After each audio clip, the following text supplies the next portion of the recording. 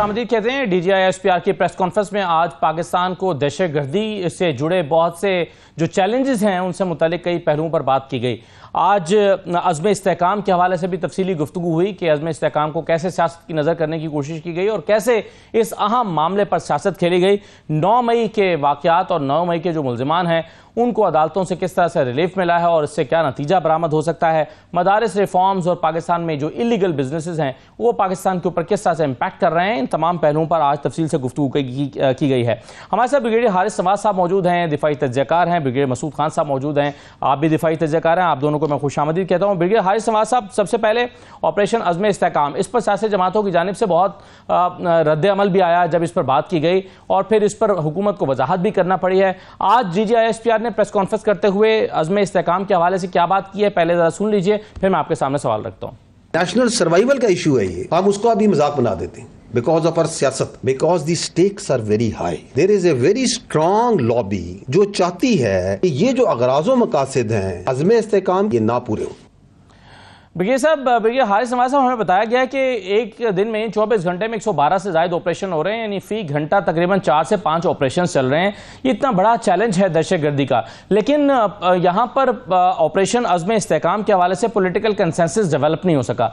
क्या राय रखते हैं आप इस मामले पर? देखिए, एक तो DGI-SPR ने बहुत ही मुफस्सल तरीके से अपनी कॉन्फ्रेंस की और ख़ास तौर पे अज़्म इस्तेहकाम में खदोखाल बताए कि क्या इसमें कोई नई चीज़ है या नहीं है, क्यों ये ज़रूरी है कि हम बार बार वो कह रही है, फ़ौज कह रही है जी कि इसमें पूरी कौम को हिस्सा लेना है। इसमें आप जब तक पूरी कौम पार्टिसिपेट नहीं करेगी ये दहशतगर्दी ख़त्म नहीं होगी, फ़ौज दहशतगर्द मारती रहेगी और वो और पीछे आते रहेंगे। और जो उन्होंने कहा कि इस पर बड़े ख़ास मसाइल हैं, बड़े लोगों के स्टेक्स हैं, वो बताया गया है कि कैसे ये अगर इसको पूरी कौम हिस्सा लेती है तो किस तरीके से जो लोगों को इलीगल पैसा मिल रहा है, नारकोटिक्स मिल रही है, स्मगलिंग हो रही है, बेनामी प्रॉपर्टीज हैं, बेनामी अकाउंट्स में पैसा आ रहा है, वो फिर दहशतगर्दी की नज़र हो रहा है। जब ये चीज़ें रुक जाएंगी तो इससे कितने लोगों को जो अरबी रुपया इलीगल मिल रहा है वो ख़त्म हो जाएगा, जिसकी वजह से ये प्रोपेगेंडा किया जाता है, मुनज़्ज़म प्रोपेगेंडा किया जाता है और फ़ौज और अवाम को दूर किया जाता है और दुश्मन के नैरेटिव को तकरीबन एक किस्म का इनएडमिटेडली आप सपोर्ट करते हैं। इसलिए उन्होंने ये बातें बताई हैं कि ये इसमें कहा यह जा रहा है कि ये इसमें ना कोई IDPs की ये डिस्प्लेसमेंट होगी, IDPs की ना कोई नया ऑपरेशन होगा। ये साथ ही साथ प्रॉब्लम ये होती है कि जब ऑपरेशन करते हैं आप उसके बाद जो डिस्प्लेस्ड लोग जो होते हैं उनको आपकी सिविल गवर्नमेंट की रिस्पॉन्सिबिलिटी पूरी नहीं की जाती है। फ़ौज ऑपरेशन करती है, एरिया को होल्ड करती है, लेकिन आफ्टर सम टाइम ये सिविल एडमिनिस्ट्रेशन को हैंड ओवर करना होता है ताकि वहाँ के लोगों को वापस वो ला सके, ये नहीं किया जाता है। फिर उसके बाद पूरी कौम को इसलिए हम कहते हैं कि आप ये सारी स्मगलिंग, गलत गाड़ियों का इस्तेमाल, बैंक अकाउंट में बैंक वालों का काम, ये किसने करना है? ये हुकूमत के डिफरेंट अदारों ने करना है। सही। इसलिए हम कहते हैं पूरी कौम हिस्सा लेगी, हर किस्म का अदारा अपने अपनी काम अपनी जगह करेगा। फौज अपना काम करती है, कर रही है, शहादतें दे रही है। What about the others? क्या हमने मदरसा रिफॉर्म्स किए जी, या मदरसा में तकरीबन 50%? अगर आप इजाज़त दें तो मैं मदारिस रिफॉर्म्स पर और जो नेशनल एक्शन प्लान और रिवाइज नेशनल एक्शन प्लान है उस पर अमल दरामद क्यों नहीं सका, इस पर बात करने से पहले मैं चाहूँगा कि अगर ब्रिगेडियर मसूद खान साहब से मैं राय ले लूँ।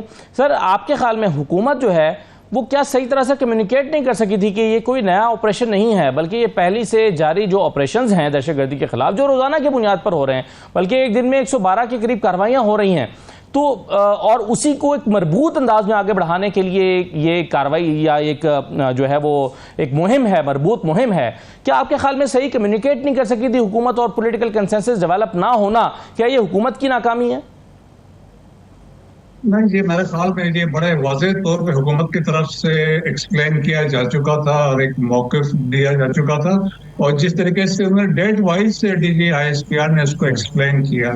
देखें कि कुछ लोगों ने इसको पॉलिटिकल माइलेज के लिए इस्तेमाल किया और स्पेशली लोगों में एक मायूसी पैदा करने की कोशिश की कि एक ऑपरेशन अज़्म इस्तेहकाम होने जा रहा है, इट इज सिमिलर टू अज़ब है, रद्दुल फसाद है, और इसमें डिस्प्लेसमेंट होगी और इसमें फुल स्पेक्ट्रम ऑफ ऑपरेशंस होंगी, फुल स्पेक्ट्रम मतलब काइनेटिक फुल फोर्स के साथ ऑपरेशन होंगे तो उसमें लोगों में खदशात बढ़े, और ये एक बाय डिजाइन किया गया। और जबकि वाज़ेह तौर पे देखें, जो प्राइम मिनिस्टर ऑफिस से जो इसमें वहां से कैबिनेट इश्यू हुआ था डिटेल्स, उसमें कहीं पे ये ऑपरेशन का जिक्र नहीं थे। जिस तरह देखें, ऑपरेशन अज़्म इस्तेहकाम जो है एक कंटिन्यूटी ऑफ ऑलरेडी ऑपरेशन है, इसमें है एक रिन्यूड कमिटमेंट है, रिजॉल्व दिखाया है कि अफवाज पाकिस्तान का, ये एक जुज है। लेकिन इसके अलावा बाकी चीजें जब आप देखें, उन्होंने बात की कैपेसिटी बिल्डिंग की रिक्वायरमेंट है, पुलिस की हालत हमने देखी है कि 537 खैबर पख्तूनख्वा में टोटल पुलिस है, जबकि सबसे ज्यादा हमले वहां पे हो रहे हैं। और इसके अलावा आप देखें कि जो केसेस है, एंटी टेररिस्ट कोर्ट्स कम है, पेंडिंग केसेस ज्यादा है। फिर जो एक नेक्सस बताया है, एक जो टेरर और क्रिमिनल माफिया, आप ये देख लें कि मैं आपको एक्सप्लेन करता हूँ कैसे हमें नुकसान हो रहा है। कि जो पाकिस्तान में 14 लाख टायर्स बिकते हैं हर साल, उसमें से 65% जो टायर्स हैं वो स्मगल्ड होते हैं। 6 million litres of oil Iran से डेली स्मगल होता है। 227 अरब पाकिस्तान को नुकसान होता है।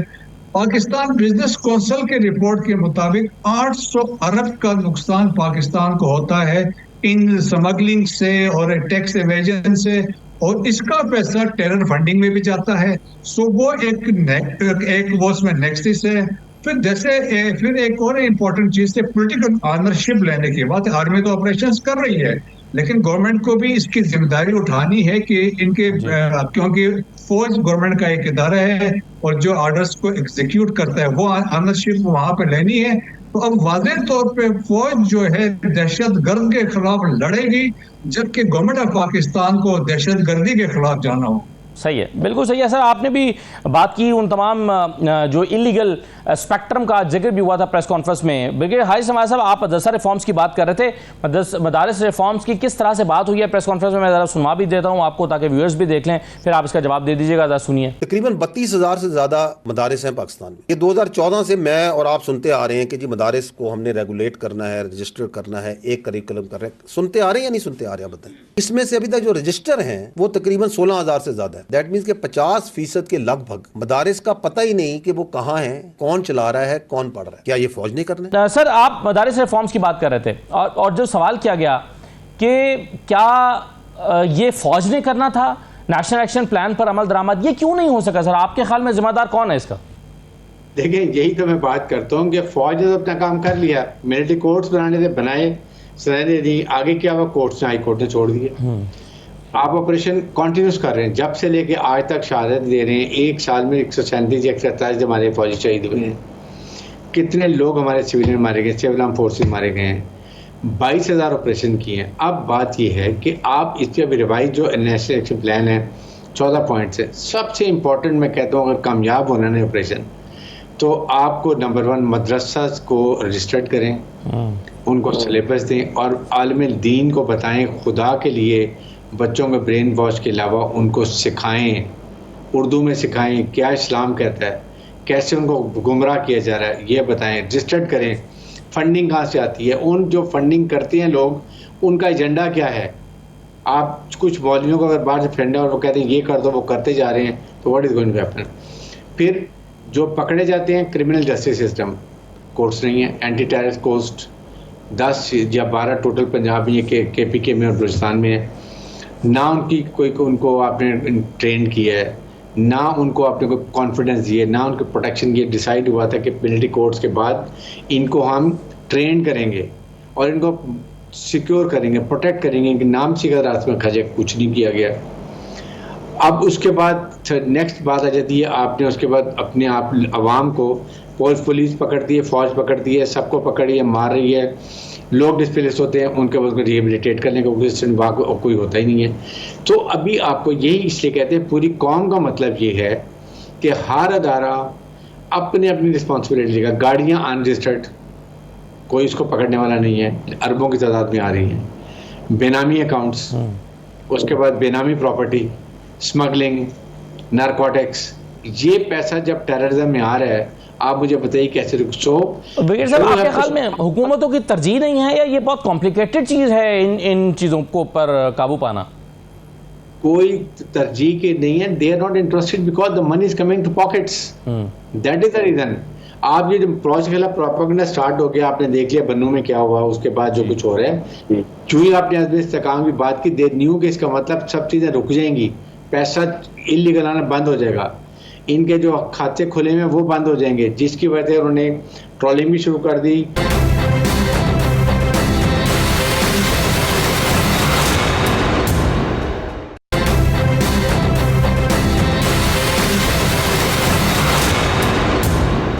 ये जो माफिया है ये बेसिकली ये सारी चीज़ें जो इलीगल सिगरेट्स हैं, इलीगल टायर्स का आपने जिक्र किया, स्मगलिंग की बात हुई, फिर जो नॉन कस्टम पेड गाड़ियां हैं उसकी बात हुई, ये एक पूरी पैरेलल इकॉनमी बन जाती है।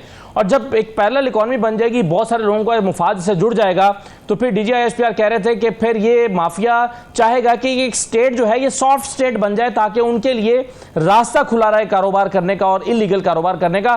फिर वो मीडिया को भी पैसे देते हैं और डिजिटल मीडिया पर भी पैसा खर्च करते हैं ताकि उनका नैरेटिव चलता रहे। ये हो रहा है सर, इसको काउंटर करने का तरीकाकार क्या है? जी हाँ, देखें आप सही कह रहे हैं कि वैसे देखें कि 40% आपकी जो GDP है वो शेडो इकॉनमी पे है, तो उससे आप देख लें क्या कुछ इसमें हो सकता है। फिर दूसरा जो इम्पोर्टेंट चीज़ उन्होंने बात की है कि हम वो कोशिश में है जो माफिया है कि सॉफ्ट स्टेट की बात कर रहे हैं कि जी आप सब चीज़ें इग्नोर कर दें, बस ये इसको ऐसे होते या इनको होने देते रहे। लेकिन अनफॉर्चुनेटली देखिए Pakistan has to become a hard state और इसमें अकॉर्डिंगली हमने डिसीजंस लेने हैं कि the best interest of Pakistan. तो इसलिए मेरे ख्याल में जो माफिया, असल में तकलीफ तो माफिया को हो रही है कि जिस तरीके से मैंने आपको फिगर्स दिए हैं, जिस तरीके से वो हैं, तो इनका वो लॉस इसमें होगा क्योंकि लिंक है जिस तरह का माफिया है विद टेररिज्म में है। और अभी तो जो है उनके हमने देखा है कि बास पॉलिटिकल जो ग्रुप्स है उनकी भी एफिलिएशन अभी तो आहिस्ता आहिस्ता साबित हो रही है। तो मेरे ख्याल में कि हमने हार्ड स्टेट बनना है और इसको हर हालत में हमने इसको अकॉर्डिंगली स्टेप्स लेना है और इसको मतलब हमने इसमें कोई कंप्रोमाइज नहीं करना है। और जिस तरह मैंने कहा this is one part of the overall अज़्म इस्तेहकाम। तो मेरे ख्याल में जब ये सारी चीजें साइमल्टेनियस होंगी, मतलब देखें ना काफी लोगों को इससे तकलीफ है। जब हमने इवन जो स्टेप्स लिए थे जो चीफ ऑफ आर्मी स्टाफ के कहने पे वन डॉक्यूमेंट रेजिम की हमने कोशिश की, उस पर आपने देखा मसाइल लोगों ने खड़े किए हैं। इसके अलावा हमने इलीगल जो अफगान नेशनल को डिपोर्ट कर रहे थे उस पर लोगों को भी इस पर भी इतराज था, स्मगलिंग पे क्रैकडाउन पे लोगों को इतराज था, इलीगल ट्रेड रूट्स को हमने बंद करने की कोशिश की, उस पर लोगों को इतराज था। फिर बस अफगानिस्तान के लोग अमीर खान मुत्तकी यहाँ तक कह रहे हैं कि जी भाई ये जो टेररिज्म है आपका अपना मसला है। तो जब आप कहते हैं हमारा अपना मसला है तो ठीक है, हम अकॉर्डिंगली हमने ये स्टेप्स उठाए, फिर उनको तकलीफ होती है। सो इनके कनेक्शन है, ताने बाने इनके सब मिलते हैं। अफगान तालिबान के यहाँ भी इकोनॉमिक बड़ा इंटरेस्ट है, यहाँ पे अफगान ट्रांजिट ट्रेड से भी उनके बड़े कमाई वगैरह होती है। तो मेरे ख्याल में बहुत सारों को इससे तकलीफ है। जी सही है, बिल्कुल सही है। आज की प्रेस कॉन्फ्रेंस में 9 मई का भी जिक्र हुआ कि 9 मई में जो मुलव्वस लोग हैं उनको अदालतों से जब जमानतें मिलती हैं उस पर काफ़ी तशवीश का इज़हार किया गया। आज DGI-SPR ने बहुत अहम प्रेस कॉन्फ्रेंस की और उसमें 9 मई में जो मुलव्वस लोग थे उनको अदालतों से जमानतें मिलने पर तशवीश का इज़हार किया गया। क्या कहा गया, ज़रा सुन लीजिए। जो 9 मई के करने वाले हैं उसके जो सहूलतकार हैं, उसके जो मनसूबा साज हैं, जब वो उनको ढील देगा, जब आप उनको कैफरे करदार पे नहीं पहुंचाएंगे तो मुल्क के अंदर इंतशार और ये जो मॉब मेंटेलिटी है, ये फाशिज्म है, ये फस्तायत है, ये मजीद फैलेगी। ब्रिगेडियर हारिस नवाज साहब, ये क्या हुआ? मुकदमात बनाए गए लेकिन क्या प्रोसिक्यूशन ठीक नहीं हुई? क्या सबूत सही इकट्ठे नहीं हुए? क्या पुलिस ने ठीक काम नहीं किया? क्या अदालतों ने सही काम नहीं किया? कहां पर कमजोरी रही है आपके ख्याल में? देखिए, बात यह है कि 9 मई के जो लोग थे उनके ट्रायल होने से मिलिट्री कोर्ट पे, एक तो मिलिट्री कोर्ट को स्टे दे दिए, सारे केसेस रुके हुए हैं और स्टे दिया हुआ कोर्ट ने। तो हाउ डू यू थिंक आज अगर 9 मई के लोगों को जो डिजर्व करते थे और इंसाफ के तकाजे पूरे करते हुए अगर मिलिट्री कोर्ट सजा दे देती तो आज ये बन्नू का इंसिडेंट ना होता, ऐसे कोई इंसिडेंट नहीं होगा। प्रॉब्लम ये है जब आपको डर हो कि हम पकड़े जाएंगे तो सज़ा दी जाएगी, और वो सज़ा ये नहीं कि 10 साल लगेंगे बल्कि 3-4 महीने में हो जाएगी, तो लोग डरेंगे। It acts as a deterrence for other not to do it. That is the purpose military code में हम फौज में भी जब सजा देते हैं जल्दी ट्रायल करते हैं ताकि जल्दी सजा हो, और हम जो हमेशा कहते हैं कि जस्टिस डिलेड जस्टिस डिनाइड, ये वो प्रॉब्लम है। इसीलिए मिसाल दी कि अब आपके सामने देख लें, और जिनको आपके सामने APS के बच्चों की शहादत पे जिनको सजाएं मिली थी उनको भी हाई कोर्ट ने छोड़ दिया था, और अभी तक ये मिलिट्री कोर्ट के केस स्टे हुए हैं। तो प्रोसिक्यूशन जब बोला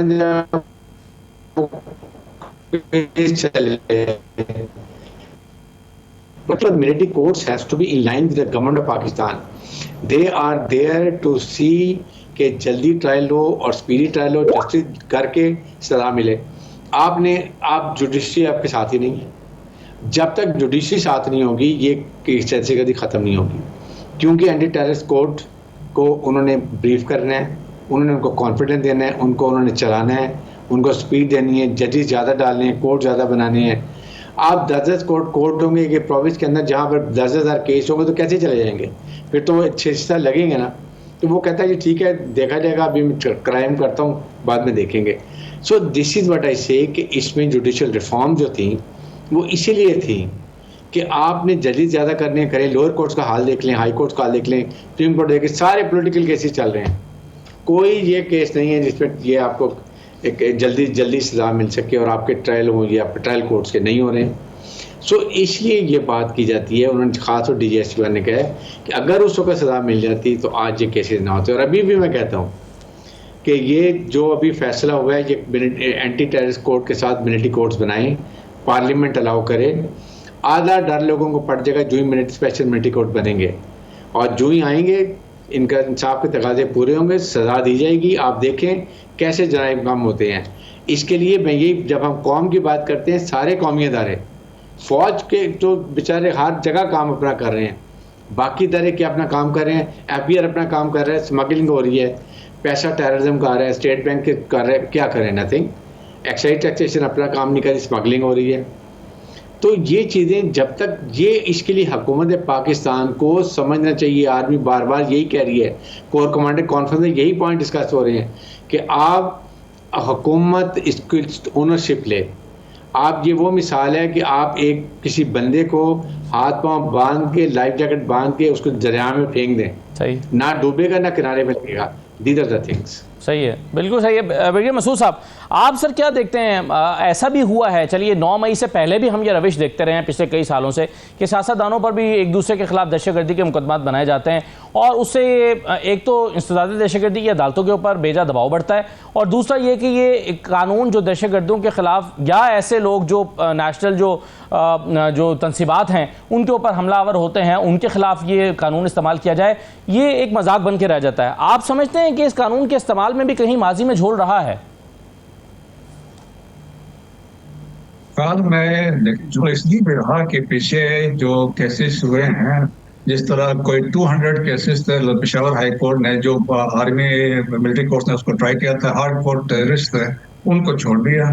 तो फिर आप देखिए जिस तरीके से आज उन्होंने एक्सप्लेन किया है कि खैबर पख्तूनख्वा और बलूचिस्तान में कितने एंटी टेरर कोर्ट्स हैं और वहाँ पे जजेस की क्या सूरत है, पेंडिंग केसेस कितने हैं। तो वो एक तो मसाइल पीछे से आ रहे हैं, लेकिन ये जो इम्पोर्टेंट 9 मई वाला इंसिडेंट है, ये देखिए पाकिस्तान आर्मी की रेड लाइन थी जो क्रॉस हो गई है। 9 मई 76 ईयर में इंडिया जो नहीं कर सका, चंद मुट्ठी भर लोगों ने ऐसा किया। अभी मैं आपको मिसाल दूं, कैपिटल हिल पे जो हमला हुआ उसमें 1033 लोग पकड़े गए थे, उसमें तकरीबन 800 लोगों को सजाएं हुई, और सजाएं हैं 18 साल, 16 साल और तकरीबन 14 और 10 साल के दरमियान है। और जो लंदन में राइट्स हुए थे, देखें उसमें भी कोई तकरीबन 700 लोगों को सजाएं हुई। इवन जिस बंदों को भी सजाएं हुई जिन्होंने फेसबुक को यूज किया था तो इंसाइट वायलेंस को 4-4 साल की सजा हुई, और लेटेस्ट पेरिस में जो वायलेंस हुआ था उसमें भी सजाएं हुई। सो दुनिया भर में इस तरह की सजाएं होती ताकि डेटरेंस क्रिएट हो। जिस तरह उन्होंने बड़े वाज़ेह तौर पर DG ISPR ने कहा, अगर आप इस तरह नहीं करेंगे, एक्शन नहीं लेंगे, तो ये एक प्रेसिडेंट सेट होगा, दूसरे लोग भी इसको आगे लेके जाने की कोशिश करेंगे। मेरे ख्याल में हम अफोर्ड नहीं कर सकते हैं। और देखे बनू वाला वाकया इसकी एक और मिसाल है। एक पीसफुल रैली को चंद शरपसंद आया और उसको उन्होंने कोशिश की है कंट्रोलमेंट की तरफ ले जाने के लिए। तो देखें वहाँ पे जब तक लॉ एंड ऑर्डर नहीं होगी, वहाँ पुलिस नहीं थी, तो ऐसे जब एक्शन नहीं होंगे तो मेरे ख्याल में हम चीजें हमारे हाथ से निकल जाएंगी। राइट, बहुत शुक्रिया ब्रिगेडियर मसूद साहब और ब्रिगेडियर हारिस नवाज साहब प्रोग्राम में शिरकत करने के लिए। ये आज का प्रोग्राम था, इजाज़त दीजिए, अल्लाह हाफिज़।